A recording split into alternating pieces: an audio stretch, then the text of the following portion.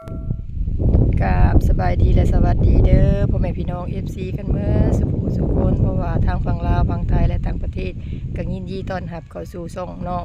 แม่น้องโตโน่อีกแล้วเนาะมื้อนี้ก็มาเบิ่งแม่เฒ่าครัวหอยกับน้องบุญมีชื่อเพิ่นชื่อกำอะไรเนาะเปลี่ยนชื่อให้เพิ่นเฒ่าบุญมีโดยไปรับไปชมกันได้เลย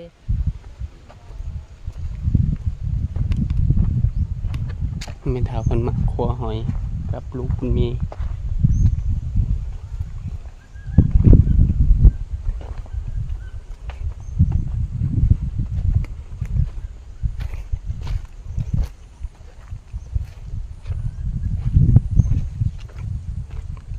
แห้งหมันเลย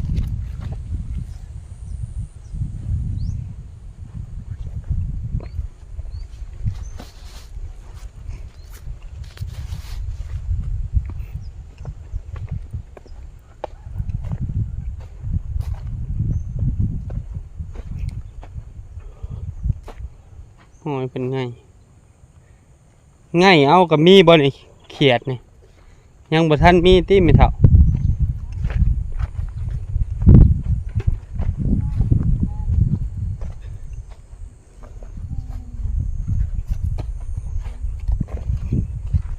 หูกระปูกระเลิกกะลีเลยเนาะ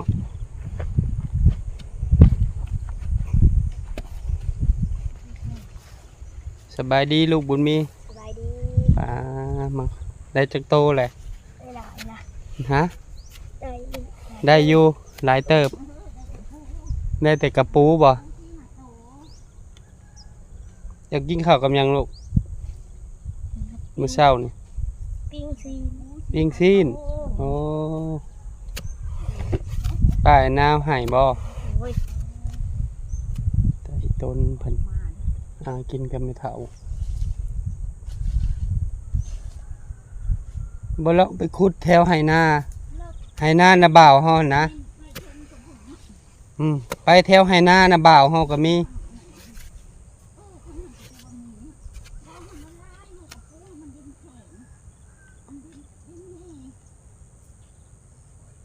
บางน้องบุญมีว่าสิได้บ่ขุดเลิกๆลูกขุดออกกว้างมันจะจกสบายน้อย ตัวน้อย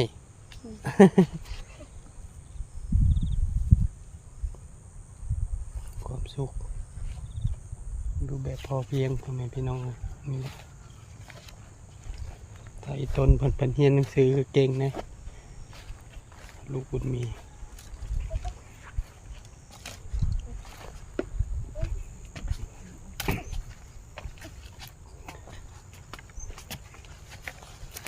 มันได้โปรลายเนาะหอยใหญ่อยู่บ่ได้เมื่อสนุกบ่ เมื่อสบายดีไม่เท่า สบายดี เฮาว่าไม่เท่าไปหากินเลยแล้วอ่ะ บ่เห็นเลย ทานเบิ่ง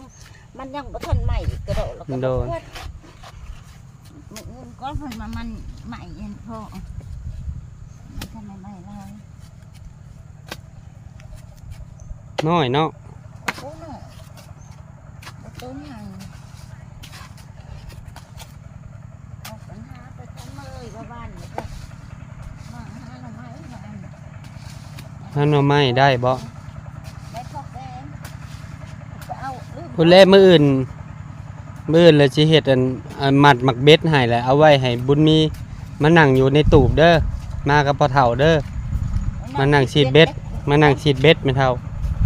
ขุดขี้กระเดือนน่ะขุดเอาอยู่เฮือนนั่นบ่อ้วนหั่นเด้น่ะจับมันไว้ เออ อยู่หั่นน่ะมีขี้กระเดือนน่ะ ไปหรอก น้อยกับมันเด้ บนเขา น้อยกับมัน บนดินเปียกดินชุ่ม แม่นบ่ดินสุ่มดินหยัง ไหนมันก็มีเนี่ยนะ คันเจ้าเห็นเจ้าก็เก็บไว้เลยคันว่ามีในนี่ เห็นในนี่ก็เอาเลยค่ะเห็น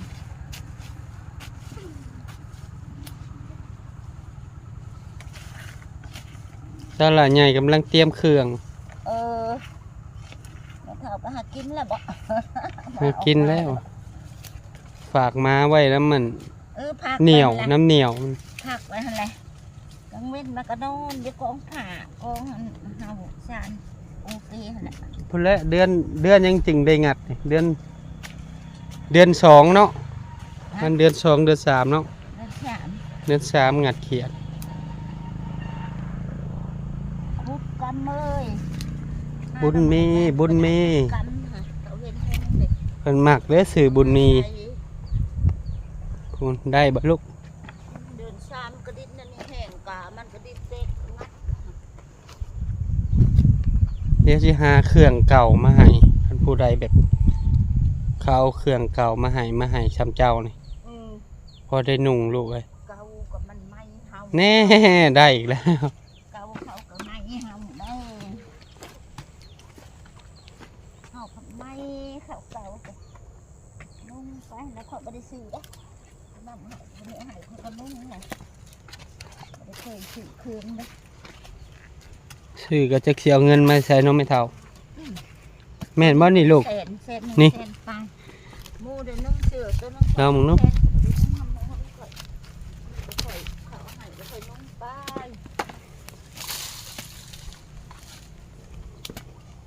เอาหายแล้วก็นุ่งเนี่ยเราเคยนุ่งค่ะมาซื้อแสนแสนอันนี้ละ แม่นบ่ อุ๊ยเป็นละ เห็นแล้ว เอ้ยมาหากินมา อืม เฮ็ดเครื่องไปหา ชวนหลานบุญมีไปหากินเนาะ หลานมา ได้บ่ลูกใช้เบิ่งดูใหญ่บ่ กำมันดูหากินทุกกัน อยู่บ้านก็หากินแบบนี้บ่ลูก บ้าน ผักเฮียนน่ะ กำหา โอ้ ใหญ่มากอย่าดมหมาดมกาวเด้อลูกเอ้ย ย่ามันหนีบมือบ่ลูกขอยับดึงกันเนาะอันนี้โอ้เก่งเอาเลยเป็นคนดีเด้อ ผมบอก นี่ ว่าให้เฮ็ดเป็นบ้าคิดไปแล้วจะเป็นบ้าไม่ได้เลิกไม่ได้ดินอ่อนสัก โอ้กบก็อยู่ในหั่นแหล้วเนาะคันมันมีน้ำเนาะ มันมี คันหูแปลว สองตัว โอ้ บุกไปอยู่น้ำมันนี่ละคำเฮาหันกะเห็น ขุดไปเรื่อยๆมันเถื่อมันก็มี เห็นหูแปลวมันคันมีน้ำมันแม่นแล้วแหละ เออ มีน้ำหน่อยหนึ่ง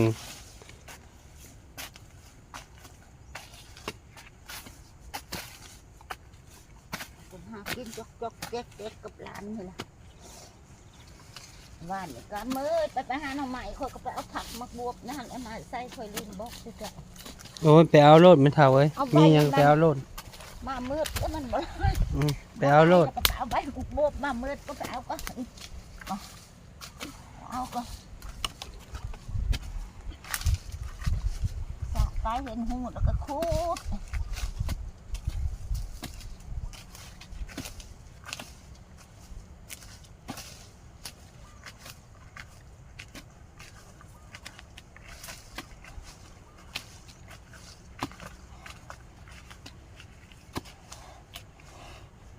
แล้วเอ็นเครียดก็มันดองขับป้านะแต่มันหนูบ่ได้นะ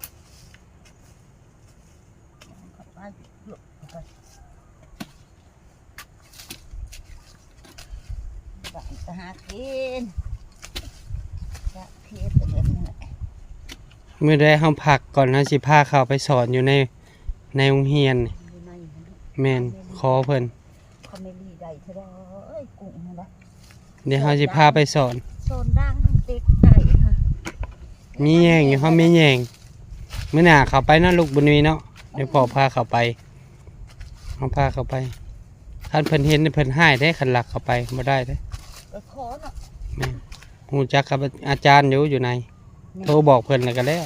เออขอแม่ขอหากินเนาะ ขอเพิ่นซะก่อนจึงเข้าไป เออหาสบายเอาขอหาอันนี้แหละเฮารักแล้วก็เผากระบุกกระบัดเลย โทรขอเพิ่นมาซีดเบ็ดในหนองตลอด โอ้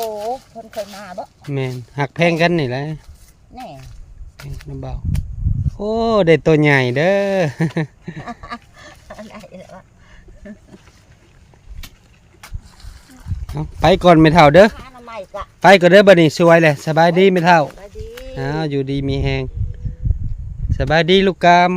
อ้าวสู้ๆอดเอา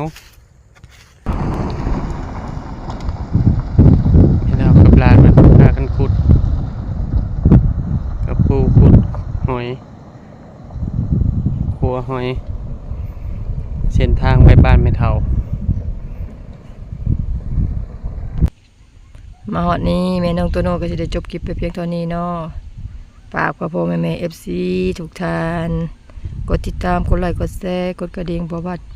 อบ่พลาดคลิปใหม่ๆของแม่น้องโตโน่เนาะก็ขอให้แม่ FC